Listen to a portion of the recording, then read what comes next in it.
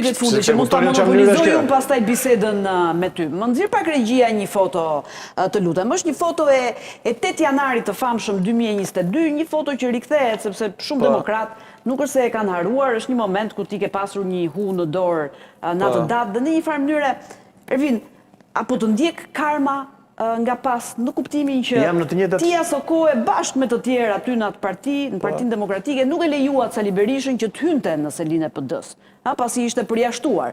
Më pas keni marrë pjesë edhe në procese ku keni përjashtuar të tjerë, ata që u bashkuan me Rithemelimi, siç është Bylyk Bashi dhe të tjerë. Apo të ndjek karma nga pas?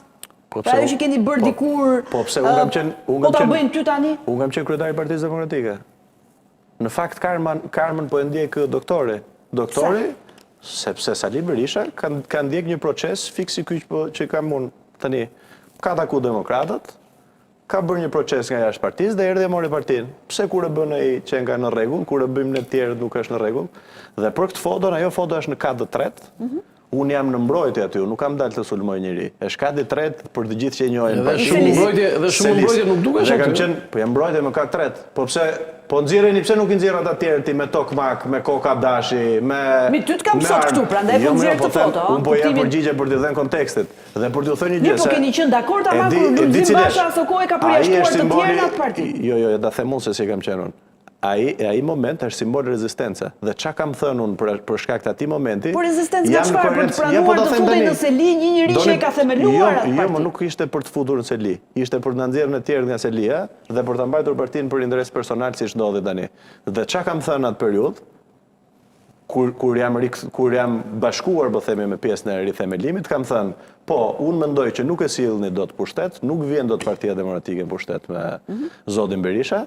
Por unë po i bashkohem për shkak se shumica e demokratëve mendojnë që ai është shumica. Dhe tani po them prap.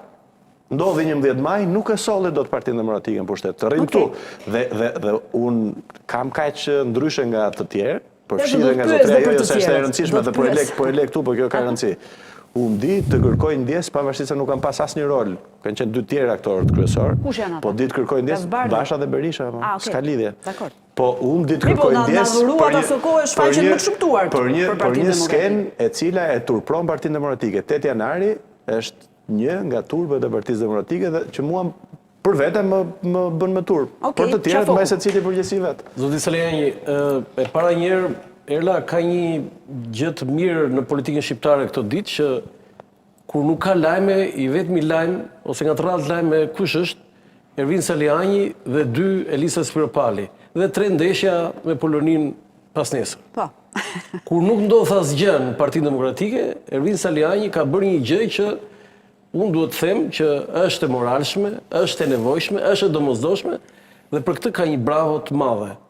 Mirë po, si që quhet kjo një avantazh shumë i madh dhe në rastin më të keq të mundshëm ai po rrit profilin vet politik dhe për këtë gjë ai është për tu përgëzuar dhe për arsye të tjera, po flas që këto janë më të rëndësishme. Ashtu është edhe pjesa tjetër që ai ka një disavantazh të madh. Zoti Saliani, ju keni një gjë të sigurt që ti e ke të humbur këtë betejë me Sali Berishën. Dhe ne duhet t'i themi gjërat. Ajo që ti ke avantazh është edhe mosha jote, por nga njerë më habit ai naiviteti yt, sepse po bën një betejë që ne e dim të gjithë, jo pse ka thënë zoti Iliazaj dhe jam shumë dakord me atë, po shumica e shqiptarëve din që në atë parti fiton vetëm Berisha. Dhe lista e atyre që kanë bërë betejë me Sali Berishën është shumë e gjatë e vinë. Unë po kujtoj vetëm një moment të shkurtër me një betejë me Gens Pollën. Një njeri afërt i Gens Pollës dhe miku im e mori nga Shtetet Bashkuara të Amerikës i tha: "O Gensi, e ke menduar mirë këtë punë?" i tha. Dhe Gensi ishte shumë entuziast nga ty, ti si e fare entuziast, ishe më shumë i bindur nga ty. Kur Gens Pollë u kthye përsëri te PD-ja, e mori Gensin telefon atë. Po kishin kaluar një 15 vjeta, 10 vjet, nuk e di tani. I tha: "Kishe të drejtë o këshuri", i tha. "Sali Berisha nuk mundet." Ti e fillon kur e fillove ti dhe politika për ty, ky është gabimi yt, është në momentin zero, ndërkohë Sali Berisha ka një background të tillë. Po ti fiton, e thash edhe në fillim zoti Saliani, që ti fiton me të ardhmen. Çfarë do të ndodhë një ditë në Partinë Demokratike, një ditë do ndodhë që Berisha Do të thënë, nuk do jetë më ai rroft në 100 vjeç, do të futën të ata njerëz që zoti Berisha ja di të gjitha meritat, ato që ai i ka, siç ka dhe defekte plot. Por ajo që më habit më zoti Saliani dhe e bëj dhe si pyetje, që si ka mundësi që ti je i vetëm aty, ti je i ishur, sikur s'do tha asgjë. Edhe 2-3 personalitete i quaj atë, se doktor Ali Mehmeti është një personalitet tani, nuk është më, ai s'është deputet dhe ka krijuar një profil të mirë. Aulo Kalaja, po dhe 2-3 tjerë, që ty të erdhën fjalë në ato takimet e parë. Kanë humbur rrugës. Të praktikën, ti je i vetëm aty, ti je i ishur. Gati duke si, do të thënë si një njeriu, ore ç'është ky më? Ne jemi rregull do të thonë, 50 deputet, rrogën marrin 5 milion muaj për muaj dhe ti po prish komoditetin aty. Ti po prish atin, po je vetëm me Ervin. Betejën e ke të humbur, këtë e ke të sigurt njëra. Dhe ajo që do thosha tjetër, se Erland Zori atë shkoi, në fakt, a mund ta sqaroj ç'ishte ishte, shkop bejsbolli ishte ajo? E kam sqaruar 100 herë, do të përgjigjem për gjitha. Ishte më mirë e para, ishte tani me ato do me... Janë kuriozitete qytetareske këto i Ajo simbolike, tha vetaj, është simbolike i ngjarjet, edhe i ngjarje shumë të rënda, ka të bëjë ajo. Është një dru që është përdorur për të thyer xhamat për dal gazi lotcjellës në momentin që është hedhur nga policia. Pra e kam thënë 100 herë dhe tani atë ditë ti ishe me Berishën apo me Bashën? Unë atë ditë isha në punë time si deputet i Partisë Demokratike. Jo. Këtu tani më vjen keq ta them që këtu fillon gabimi yt. Ti ke qenë pozicionuar zoti Saliani. Dhe pyetja që do të bëj unë sot. Ore, Sali Berishën ti e kuptove kështu në momentin që ti mendove të kandidoje? Kjo është pyetja ime.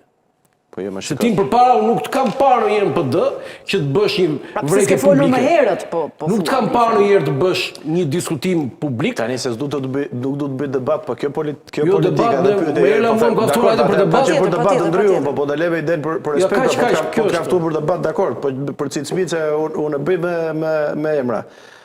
Çuditsi unë si nuk i ke parë që ja kam folë apo jo? Sepse ditën që ka dalë, për shembull, lista e deputetëve, unë kam reaguar me letër gjatë nga burgu. Duke thënë që pavarësisht se kjo është e padrejtë që përjashtojnë njerëzit që kanë dalë të parët në primare, pavarësisht se nuk është respektuar meritokracia. Po ku përpara unë kam qenë aty, s'm keni parë në studio më, duke thënë që jam kundër konceptit prodhësisë, jam kundër këtij. Po ku nuk kam qenë pradera? Tani, së pari njerë ka një element, edhe sikur ti ishte kështu, por nuk është, se unë kam bërë betejë publike, këtu te Erla nuk di se sa herë kam qenë, pikërisht për të bërë këto kundërshti. Por edhe nga burgu kam bërë kundërshti në publik. Kam dalë nga burgu në mbledhjen e parë të kryesisë, kam folur në kryesi, kam dalë nga kryesia, kam folur për mediat jashtë. Që me qenë se regjimi i ka vjedhë zgjedhjet, ne duhet protestojmë që këtë ditë ose nuk kemi pse hyjmë në parlament. Kam dalë kur ka ndodhur rasti i skandalit të zëvendës kryeministres, kam thënë mos e hapni procesin e analizës tani, hajde dalim në ngrem njerëzit në revolt. Pra në çdo rast unë kam pasur një diferencë në qëndrime. Po përtej këtyre, dhe zem se unë nuk kam pasur asnjë, po themi, background politik. Dhe ju thatë që zoti Berisha ka background. Po ka background edhe me kosto të veta, apo jo? Tani e morë vesh këtë? Jo, unë e kam marrë vesh se e kam thënë 2021-shin. Ti e fut në PD duke pas jemi Berisha në Ervin tani, ti mos të bëj. Unë jam fut në PD kur kam qenë për shkak të familjes që është e djathtë, po edhe për shkak se Partia Demokratike. Po ku e kam thënë unë këtë? Ku e ke dëgjuar këtë?